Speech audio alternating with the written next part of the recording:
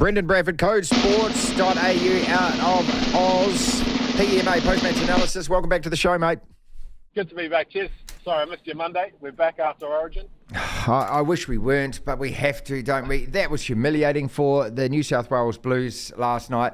A newspaper reports describing it as a hammering, as a thrashing. It was all of those things. It was lifeless. It was gutless from the Blues. I mean, let's talk about how good Queensland were for a start. Queensland were very good. They were very good in a very sort of basic way. Nothing they did was out of the ordinary. They weren't pulling outrageous trick plays. It was good, solid Origin rugby. They made all their tackles. They tackled New South Wales something like 40-something times inside their own 20 compared to about 15. They just made their tackles. There's a bit of ball movement. They tried to get the ball wide. That was really obvious. But on the flip side, mate, just a complete lack of heart, a complete lack of, just a lack of desperation from New South Wales. And honestly, I think there've been some bad losses in Origin, over the years, but this has got to be right up there with one of the worst. You look at that team on paper, and they're full of good players, but clearly last night they aren't a team. And and I thought that was absolutely epitomised right at the end too, when Luai did his brain explosion, which we were always expecting to happen. And just the way that some of those New South Wales players were reacting around him, there was no support, there was no togetherness. What the hell is going on there? This is state of origin. We get hyped all this stuff about this is brothers in arms and all of this kind of stuff. This is not. This is a side that is a bunch of individuals who don't get it. That's what I'm looking at. Yeah, as much as I hate that old cliche, a champion team beats a team of champions, that's exactly what happened. Because we mentioned it after game one as well, that the Maroons have a plan, a set plan, an approach, and a clear outline of how they want to play. And it doesn't matter who comes in. Yes, their players are better than others and physical advantages and all the rest, but it doesn't matter who comes in and to what position. You know your job, and you just slot in and you do it. Whereas for New South Wales, you lose a Turbo, you lose a Latrell Mitchell, and the whole thing falls to pieces because you rely too much on the individuals rather than on the team, rather than on the system and the structure. And we saw it in game one.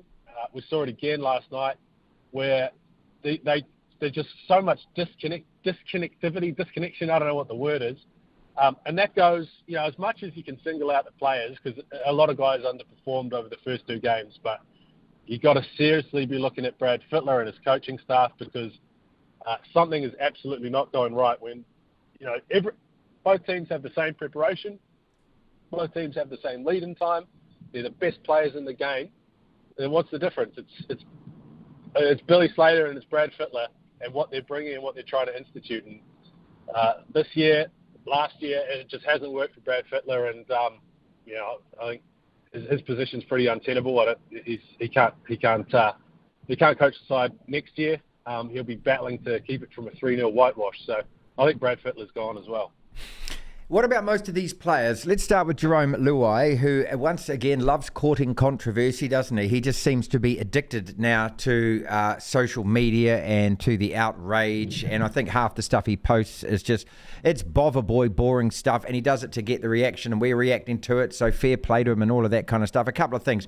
The standing over Daly Cherry Evans. I mean, that is just so weak and pathetic of a man, isn't it? I mean, and that guy's kicking your butt by 30 points. And then to give it to the fans afterwards and say that people are idiots. These are people who are paying your wages, mate. These are people who are hard-working people who are buying tickets, watching the games, and you're sticking a big finger up in their face.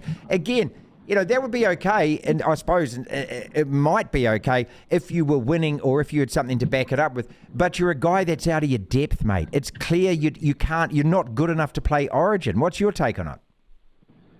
Look, I'm a Jerome Luai fan mostly. Last night went way too far for me. And again, like you mentioned there, it's a whole lot different when you're winning. When you're two in a row with the Panthers, when everything's going good. It's fine, what can you say? Live it up. Absolutely. Go hard. But when the shoe's on the other foot, it happened last year as well at Origin time, you can't be carrying on the same way. The standing over Daly Cherry Evans, I think they were 10-0 down at the time, and had barely fired a shot despite having so much territory and possession advantage, and they got no points on the board, and he's standing over Cherry Evans.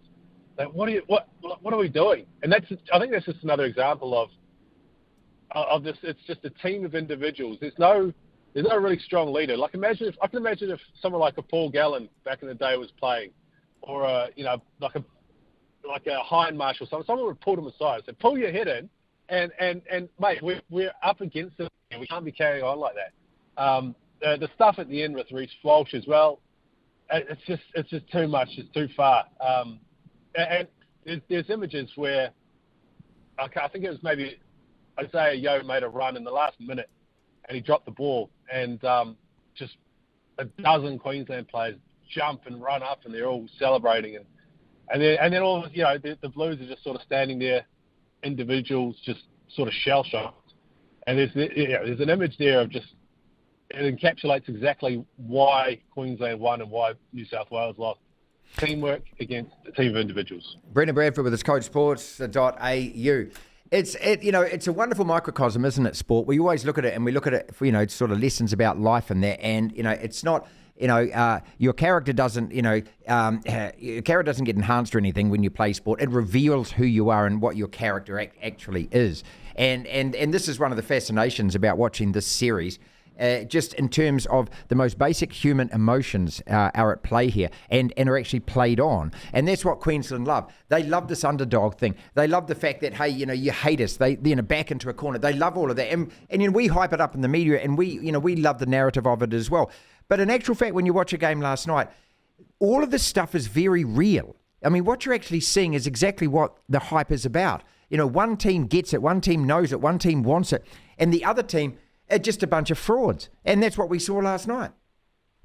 Yeah, and as much as, throughout the history of watching State of Origin, I've sort of gone, Queensland really lean into that, it means so much to the people up here, and we do it for the people. And I've never really bought into it.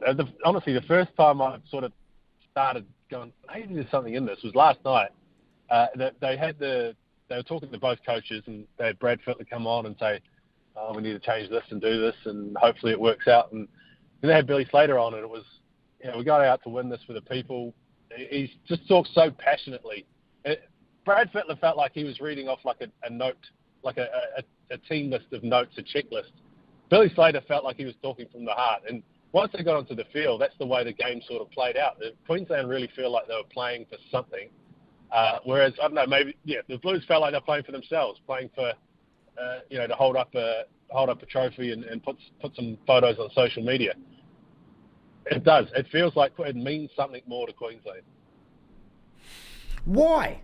Brendan, why? I mean, just as an athlete, as a professional athlete, don't you want to beat that guy on the other side? Oh, I mean, what is it? Has it changed since these guys get paid?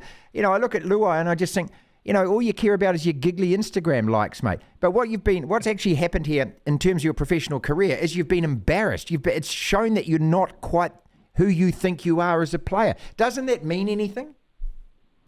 I think maybe it goes back. I think it goes back to the sort of the origins of State of Origin, where you had all the best Queensland players coming down to play in the Sydney comp. They had all the money. There was a real big brother, little brother sort of situation going on. No one really respected the Brisbane comp, and the best players would get signed down in Sydney, and I think that mentality, that FU mentality from Queensland has stuck by them. I think that goes beyond rugby league. It's sport.